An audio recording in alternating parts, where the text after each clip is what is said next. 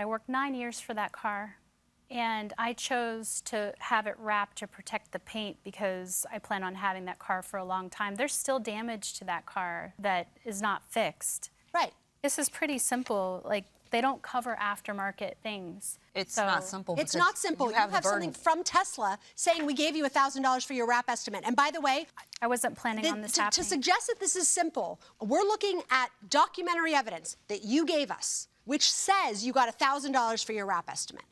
Do you dispute that? That's inaccurate. But you can understand why this is a problem for us, because we're looking at evidence, right? Documents don't lie, but people do. I think you're misunderstanding what that is, and if you look at the correspondence between me and Tesla Insurance, you'll understand. We're misunderstanding what it is? Would you like to see?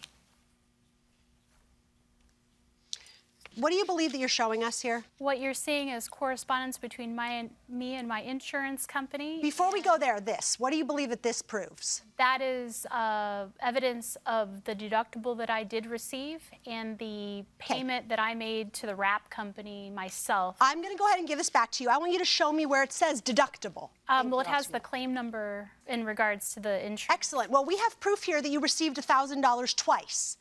It's not true. I paid it and they paid it. Together, we paid it. Explain how you can pay yourself $1,000. Because the column says who the payment is going to. They paid me $1,000 for the deductible that I had to pay the body shop.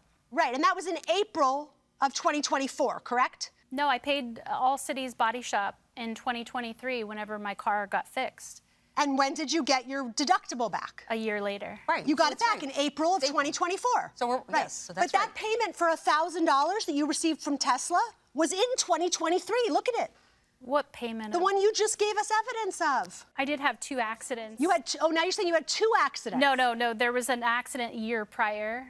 So maybe that's what that is, but I'm confident Well, fortunately, it does say which claim number each of these payments are associated with. They're all the same claim number. So we're good on that. They also provided me with a letter from the county, which is not some piece of evidence that I submitted, but perhaps I should have. Now, this was there's the last also piece here of... a line where you were given a check for $225 for... No, it wasn't. That was the check that they paid the car insurance. Yes, they paid for your rental car, and now you're suing for $127. That was over she wanted a nicer what I had available to me. Oh, I see. You got a better car. She got a better car. Do you know what this means? I just assumed that she was an employee for the county. Okay, all right. Because what it indicates to me is that your insurance company didn't promptly file a claim. But they had a whole year to be doing that, and Not your fault that they didn't do it. But I think what they're saying to you is we tried to collect from the insurance, and we were advised we were too late. And she wasn't working for them any longer, too. She stated that. But this has nothing to do with whether she's currently employed. This is that an investigation of this matter has failed to indicate that you've met the requirements under which an application to present a late claim would be approved. I think we have enough. We're going to excuse the parties while we deliberate in this matter. Thank you. Ms. Cielo, Ms. Trier, we have deliberated and reached a verdict. It was unanimous in almost all respects, but it was not unanimous as to one small portion. Ms. Cielo, we reviewed the evidence, and you undoubtedly, unequivocally, from several different pieces of evidence, received $1,000 for the car wrap. You can disagree with us all you want, and maybe if your insurance company gave you incorrect documents, you can take it up with them. But we have every indication from multiple sources that in June of 2023, you received $1,000 reimbursing you for the car wrap. So you can't double recover.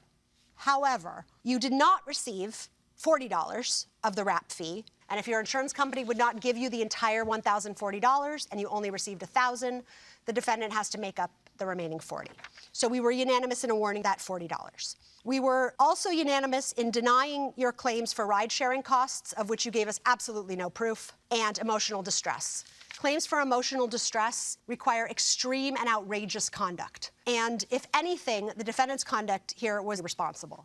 The one item on which we disagreed was the rental car fee. I would not have given you that. However, majority rules, and they found there was enough evidence to substantiate an additional $127 for the rental car fee. Adding those together, the verdict of the court is in favor of the plaintiff for $167.